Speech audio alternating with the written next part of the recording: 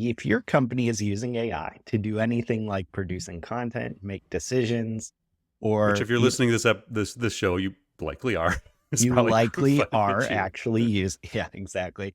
A couple of new reports are things you should be paying attention to because we're seeing a couple big indications that legal experts are sounding the alarm that the AI industry is, in their words, steaming towards a legal iceberg. So first, a report in the Wall Street Journal kicked off by saying, quote, legal scholars, lawmakers, and at least one Supreme Court justice agree that companies will be liable for the things their AI say and do, and that the lawsuits are just beginning. It then details the opinions of several legal experts that if you are using AI for the things I mentioned, you wind up taking on legal liability. And that includes liability for the outputs of generative AI, which can extend to all the companies using these tools, not just the ones building them. And the article goes on to say, quote, companies that simply use generative AI, say by using OpenAI's tech as part of a service delivered to a customer, are likely to be responsible for the outputs of such systems. Another report in the New York Times that just came out also reveals that there are significant problems with how perhaps these models and tools are being trained and built. They say, quote, OpenAI, Google, and Meta ignored corporate policies, altered their own rules, and discussed skirting copyright law in order to train their models. The article then goes on to report in depth on the efforts at those companies that appear to have used data in murky or problematic ways to feed their models, including, somewhat controversially and relevant to several AI discussions happening right now, data from YouTube. So, Paul, this starts to mirror basically exactly what you discussed during our AI for Writers Summit with IP law expert Krista Laser last month. And in that discussion, which I revisited as we talked about running this topic on the podcast, Krista outlined some top things to understand about generative AI and copyright as it stands right now in the US. So this includes the fact that if you did not know, you do not own anything created with generative AI right now, and you cannot defend a copyright claim on it. There's an element to this that your work for hire agreements with employees, agencies, freelancers do not give you ownership over their work if they used AI to create it, since they don't, in fact, own it either. And then there's this overall problem that individually as a user or a company, you may be violating laws that you don't realize by using generative AI because of how the tools were trained. So, Paul, just kind of like connecting all these dots here. There's a lot to unpack here, but it really just does sound like there is massive uncertainty ahead when it comes to the legal implications of using these tools and of how the tools were trained. Is that kind of your sense of where this stands today? Yeah, and I mean, the headlines are coming more frequently now. I think the mainstream media is certainly like picking up and running with this story now. There's nothing like really new per se that has come out other than like the New York Times article, for example, had all kinds of interesting inside source information. They had emails and like recordings of internal meetings with executives. So they were disclosing more about like how widespread this is and how blatant the disregard for law was within the big tech companies to do this, and how pretty much once OpenAI did it, everybody's like, well, they did it. Like, let's just go do it.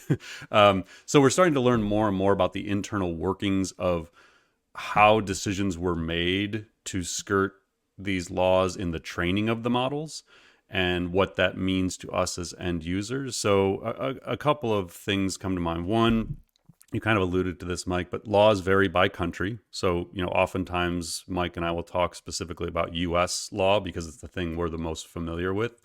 But I do know that, like for our AI for Writers Summit, we had registrants from 93 different countries. So in the interview with Krista, we wanted to make sure that we talked about other country law around this stuff.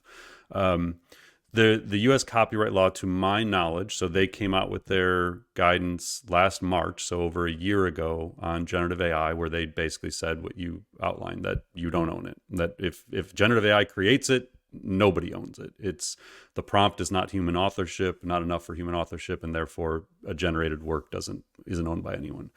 To my knowledge, despite their listening sessions they've been going through, I don't believe they have updated any additional guidance or given any additional indications about how copyright law may evolve in the United States. Now, what does this mean for you as business users of this technology? Two things kind of come to mind. One is, again, you don't own it if you use it to create it. So if you need a copyright on something, you really can't use generative AI to do it. And two is the bigger question around, like, are you at risk? Like, if for some reason courts decide that OpenAI and Meta and Google and Anthropic and everybody else trained their models, stole copyrighted data, and therefore the people who used those models to create things are now liable. Microsoft and Google and maybe others announced that last year that they would cover the legal costs of that. So we'll put the link in the show notes, but so I have the September 7th one from Microsoft, Brad Smith, the VP and president, where they said that they were announcing a Copilot copyright commitment where they would assume the legal risks and costs if you were sued for copyright infringement due to use of Copilot. And then they actually updated it in January of 2024 to extend it to basically anything done under Azure. So that's how these big tech companies are trying to like make it safe for you to use their tools, where you don't have to worry necessarily about being sued for the use of the models.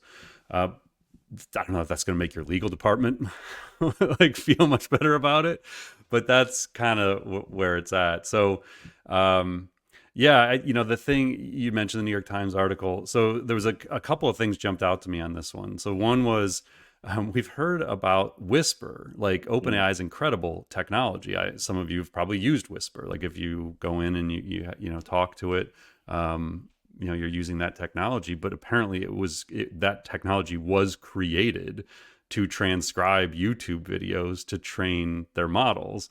And they knew that was certainly ethically questionable and likely legally questionable to do it. And that was a prelude to what we talked about a couple of episodes ago, where they appear to have used YouTube videos to train Sora as well. But then Cade Metz and the other New York Times writers said that Google employees were aware OpenAI had harvested YouTube videos for data, but they didn't stop them because they had done the same thing themselves. And even though Google owns YouTube, they don't own the content. They don't have the rights to take that content and train on it. And so basically everyone is violating all of these rights and just sort of going, full steam ahead, figuring out if we got to pay some fines or things catch up to us, we'll figure it out. And then they even had a, recording of a Meta executive where it said OpenAI seemed to have used copyright material without permission, and it would take, Meta acknowledged, it would just take too long to negotiate licenses with publishers, artists, musicians in the news industry, they said, according to recording. So basically, they knew what they were doing wasn't probably legal, but everyone was doing it, and let's just go. So the debate becomes like, people can get, I always laugh, like I'll put stuff on LinkedIn about this, and you get people who aren't lawyers state things definitively as though like they know law is like that it was fair use and they should have taken this. And you and I might take the position of like, I have no idea. I'm not an attorney. I'm not a judge. Like, I don't know what the end game ruling is. But the debate about whether or not the law is obsolete is a different story. Like, you can state your opinion that it should have been fair use. Okay, fine. That's an opinion. But we have to wait for the courts to tell us whether it actually was or not.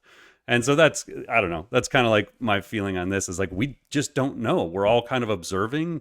I think in the end, they probably pay some fines and admit that they knowingly did this, or don't admit it and just pay the fines. And we probably move on, and it doesn't slow down adoption, and it doesn't, slow down innovation, but it's certainly worth paying attention to. And I wouldn't be shocked, as I said on LinkedIn, if this doesn't lead to a Senate hearing. Like, Mm. this is the kind of thing that they love to do in Senate, like bring the tech company CEOs before and say, how did you train it? Did you do, it's like, make a show of it. So I don't know. I think it'll continue to gain mainstream media headlines. It'll probably gain the interest of US lawmakers at some point here. I don't know that any of that really affects what any of us are going to do day to day, though. Right.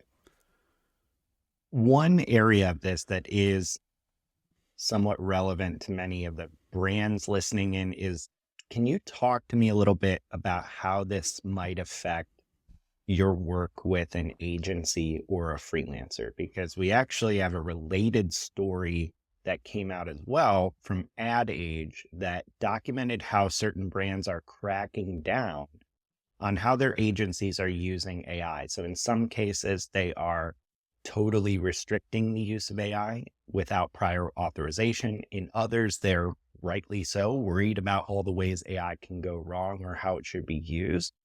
Can you walk us through, what do I have to start thinking about now that agencies don't own the output of generative AI, so therefore cannot transfer that ownership to me via a work for hire agreement? Yeah, I mean, we say it all the time. Like, the first thing you gotta do is get legal counsel involved. Like, this isn't something you're gonna solve on your own. You've got to have the lawyers in the room. You've got to get the generative AI policies in place for your own team, but also for your providers, for your service providers. Like, those should extend out to the people you are contracting with to create content, whether they're freelancers or outside video producers, freelance writers or video production people, graphic designers, like whatever it is, anyone who's creating content on your behalf. You need to have clarity of what it is you're allowing them to do, and then understanding what it is that they're doing. Like, how are they handling this internally? What are their people trained to do? How have their processes evolved? So yeah, I mean, I think you need to do a legal review of all of your contracts with outside service providers and make sure that if you're expecting copyright material, the material that you can own a copyright to when it's created from them, or own trademarks too, that is covered in your agreement with them.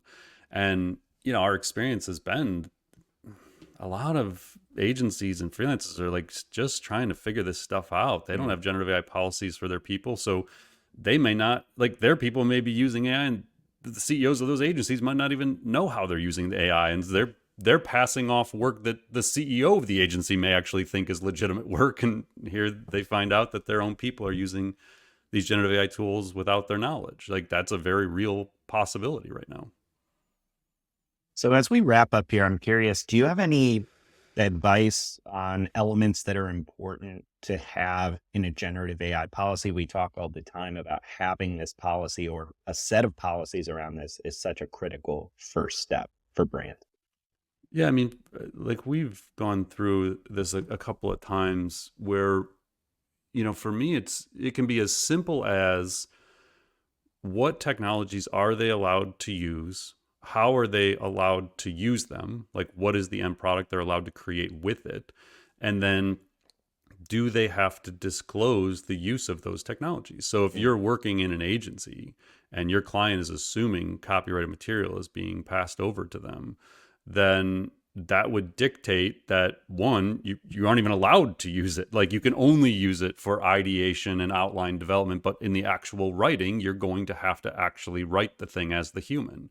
So, I think you just really need to go through the process of, what are the outputs we're trying to create? What are the ways we're using this technology?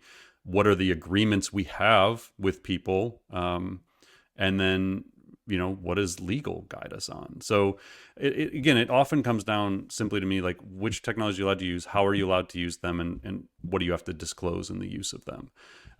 But again, I would always recommend, go find a great template. Like, you can go search for generative AI policy templates. I get asked all the time. I originally mentioned this, that we were building a GPT to help people develop their policies. No, I haven't finished that yet, because everybody always asks me if I've created it.